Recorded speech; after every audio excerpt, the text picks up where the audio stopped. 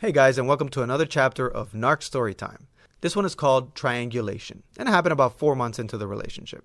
For those of you who don't know, triangulation is a manipulation technique. It is when someone within a two-person dynamic introduces a third element in order to gain a position of power. In my case, this is how the narc used it. One day the narc asks me, "Hey, do you ever keep in touch with any girls that you used to date or were interested in? Like via text or WhatsApp or Instagram or anything like that?" I turned to the narc and I said, "No, I don't. And we've already gone over this over a dozen times. And I've told you that ever since I met you, I literally had no interest in anybody else. I've been dedicated to you. You know everything I do, everywhere I go, everyone I meet. You always ask me for the first and last names. And you know pretty much everything there is to know about me. And I have nothing to hide. Please don't ask me those questions anymore because it just makes me feel that you don't trust me."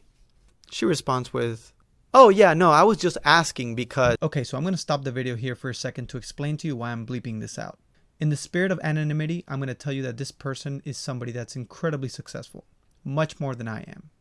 And the narc used that in order to triangulate against me. So in the rest of the video, I'm going to bleep those parts out and just say that this person is very, very successful. And good for them. She responds with, "Oh yeah, no, I was just asking because, there's this guy that hit me up. He's like and he sent me a text saying, hey, how you doing? Would you like to go out?" And I said, "Oh no, I'm dating somebody right now, so thank you so much. And, but I just wanted to know where you were at." Of course, the sentence really caught my attention. So I said, "Oh, that's cool. What's the guy's name?" And she said, "Well, what does it matter?" And I said, "Well, you always ask me for first and last name of everybody that I speak to. So I'm just asking, what's the guy's name? If he's on..." She responds, "Oh, I don't remember." I said, You don't remember?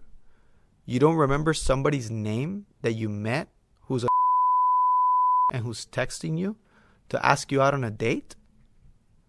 That seems kind of improbable." And she says, "Well, oh no, I don't know. I think it's or something." And I said, "Okay, cool."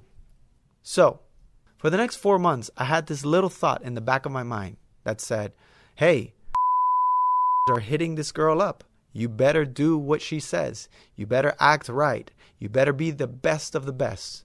Because if not, hey, are hitting her up. This is a technique called triangulation. She brought in the thought of somebody else into the relationship, made a triangle in order to gain more power. I obviously had no idea what was happening to me. But guess what? It worked flawlessly. Even though I was already committed to her 100%, she manipulated me into doing everything that she wanted. Later, after the breakup and in my recovery period, I was reading a book called Psychopath Free, in which this technique of triangulation is described. And when I read that description, I say to myself, oh my God, this is exactly what this girl did to me in this particular example. It's crazy that there's an actual term for it.